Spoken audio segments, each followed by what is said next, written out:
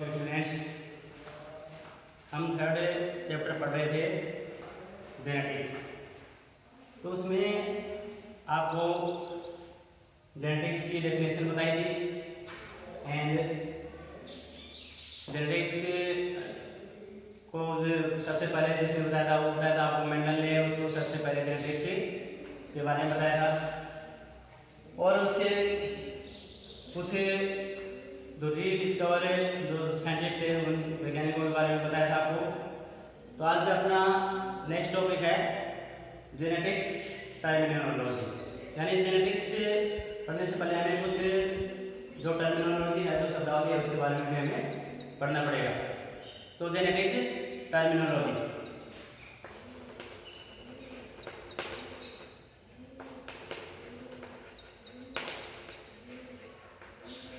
Genetics terminology. तो genetics terminology में कई टर्म्स आते हैं। फॉर एग्जाम्पल जैसे जीन है, हमें चैप्टर के बीच बीच में हम जीन के बारे में भी देखेंगे। एलील्स क्या होते हैं, जीन्स क्या होते हैं, होमोजाइगस क्या होते हैं, हेटेरोजाइगस क्या होते हैं, genotype, phenotype, dominant and dihybrid growth, macros, polyhybrid growth, यानी इन सब के बारे में हम देखेंगे। तो पहला है जीन। जीन देखो, gene is the factor which control of character, यानी जो मेंडल ने जो कैरेक्टर बताए थे, कोई one generation to another generation, जो लक्षण है, जो कैरेक्टर है, उनको कंट्रोल करने का काम कौन करता है? जीन करता है। तो मेंडल ने जीन की जगह फैक्टर शब्द काम में लिया था। फैक्टर जो टर्म है वो काम में लिया था जीन को, फिर जॉनसन ने उसे फैक्टर को क्या कहा था? जीन कहा था। तो this is the factor which control, तो this is the factor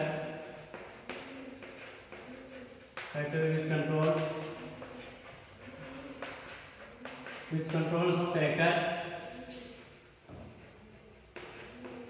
characters is called gene, gene. तो उसको जीन कहते हैं। तो जॉनसन ने इसको जीन नाम दिया था। Johnson gave the term gene for the word factor used by Mendel, यानी जॉनसन ने जीन शब्द है वो सबसे पहले बताया। और इस जो मेंडल का जो फैक्टर शब्द है, मेंडल ने जो फैक्टर जो टर्म ली थी उसी को इसने क्या कहा था? मैंने जॉनसन ने उसी को जीन कहा था। कोई एक ऐसी चीज है जो उसके कैरेक्टर को कंट्रोल करती है, one generation to another generation, या कोई भी कैरेक्टर है जो लिविंग बीइंग के, वो कंट्रोल किसके द्वारा होते हैं? जीन्स के द्वारा। दूसरा है एलील्स, यानी समयुग्मजी। एलील्स, समयुग्मजी। तो एलील्स क्या होते हैं कि these are the two contrasting forms, these are the two contrasting forms, यानी जो दो विपरीत जो लक्षण होते हैं, कैरेक्टर होते हैं, उनको कंट्रोल करते हैं एलील्स। वो टाल भी हो सकते हैं या ड्वार्फ भी हो सकते हैं। जैसे पाइसोप्सिटाइलम प्लांट के लिए टाल एंड ड्वार्फ, लंबापन है उसका बौनापन है, वो कैरेक्टर है, वो उसके लिए उत्तरदायी है। तो the two alleles gene which control of character from A gene,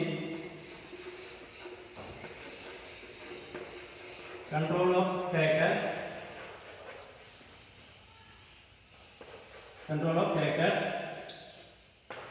is called alleles. For example जैसे पाइथन टी प्लांट के लिए आपको बताया जो उसके लिए, जैसे टी तो है टॉल के लिए, टाल एंड टी, टाल तो टी कैपिटल टी, और ड्वार्फ के लिए आपने स्मॉल टी लिया था। तो ये दोनों टी प्लांट के लिए हैं एलील्स। अगला देखो होमोजाइगस, होमोजाइगस यानी समयुग्मजी।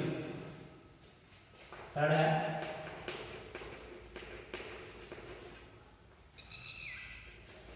Homozygous, समयुग्मजी।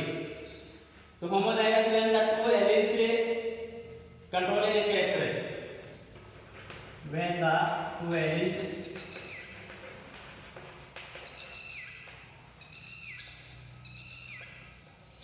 the two alleles control, when the two alleles controlling a character, controls a character are same, यानी दोनों कैरेक्टर सेम है तो वो तो क्या है, homozygous. For example T and T और P और T, यानी टॉल के लिए है एक, लंबेपन के लिए जो कैरेक्टर है इसके लिए जो रिस्पॉन्सिबल है वो लंबे, जो टॉल है उसके लिए T and T, एंड जो स्मॉल है उसके लिए small T and small T, जो द्वारक है यानी जो छोटा है, जो प्लांट छोटा है उसके लिए तो small T and T, and जो प्लांट लंबे हैं उसके लिए टॉल यानी T और T। तो व्हेन द टू एलिमेंट्स से कंट्रोल है कैरेक्टर सेम, दोनों समयुग्मी को कंट्रोल करते हैं। अगला heterozygous,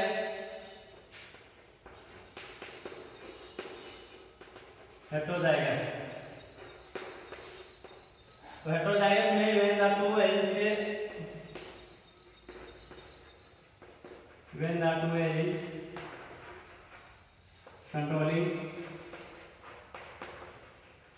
controlling a character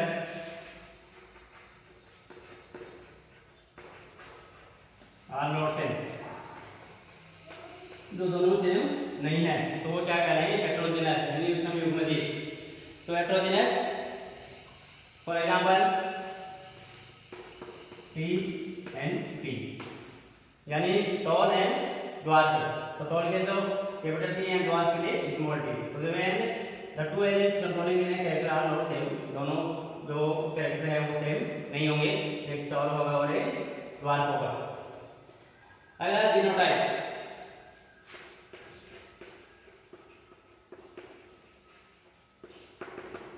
genotype it is a genetic constitution of any living being, so it is a genetic constitution, it is a genetic constitution of any living being,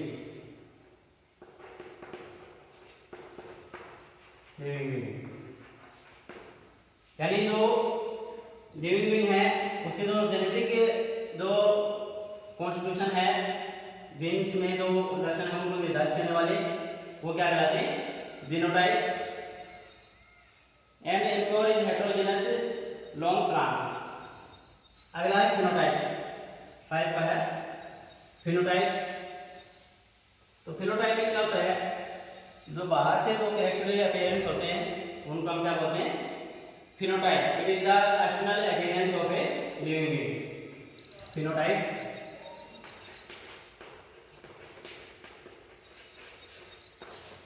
तो it is a external appearance,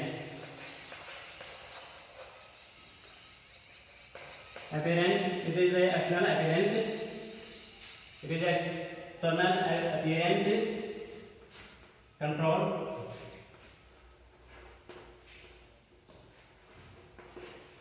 it is external appearance control is called phenotype।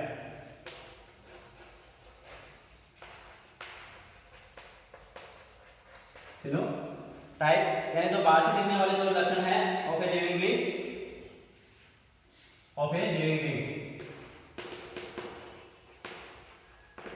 जो बाहर से दिखने वाले जो लक्षण है वो क्या करेंगे, phenotype.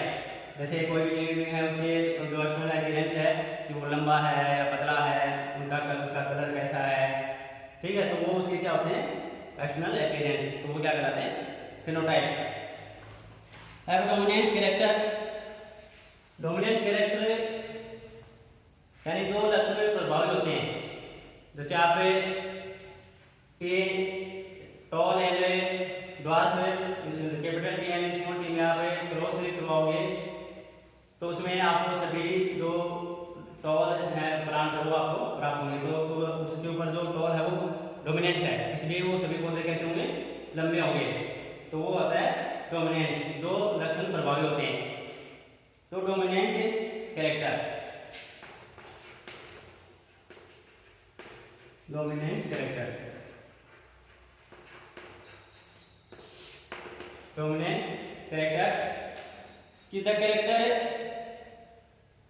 Character which is expressed in F1 generation, the character which is expressed in F1 generation, F1 generation is called dominant character. यानी जो F1 पीढ़ी में जो F1 जनरेशन है उसमें जो आपको कैरेक्टर दिखाई देते हैं वो क्या कहलाएंगे? Dominant character. Is now as dominant character.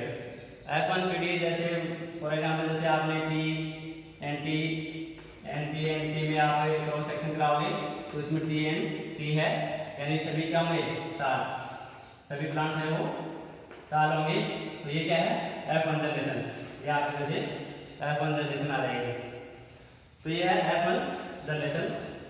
तो the characters which is expressed in F1 generation is called dominant character. तो F1 जनरेशन में जो लक्षण है, जो कैरेक्टर हैं वो आपको दिखाई देते हैं, तो वो क्या करेंगे? Dominant character. ठीक है। अगला देखो रिसेसिव कैरेक्टर। रिसेसिव कैरेक्टर यानी जो अप्रभावित जो कैरेक्टर होते हैं, यानी जो आपको F1 पीढ़ी में वो दिखाई नहीं देंगे, तो वो क्या यानी उनका प्रभाव है वो कम होता है, तो उसको हम क्या बोलेंगे? रिसेसिव कैरेक्टर यानी अप्रभावित लक्षण। तो recessive character,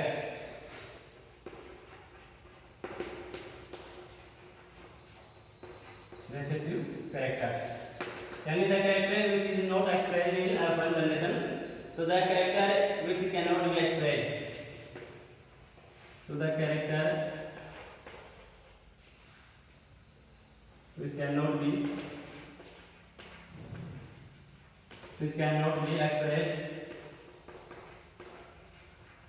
expressed in F1 generation. F1 generation is called recessive character. यानी जो कैरेक्टर है वो आपको F1 जनरेशन में दिखाई नहीं देंगे, तो वो क्या कहलाएंगे? रिसेसिव कैरेक्टर, जिसको हम बोलेंगे अप्रभावित लक्षण। तो ये अगला देखो डाइहाइब्रिड क्रॉस, यानी it is the hybridization in which inheritance of two characters are studied. Dihybrid में हम जो दो लक्षण है उनको अध्ययन करते हैं, तो वो क्या करेंगे? Dihybrid cross. तो आगे की जो टर्म्स हैं वो नेक्स्ट वीडियो में लेंगे।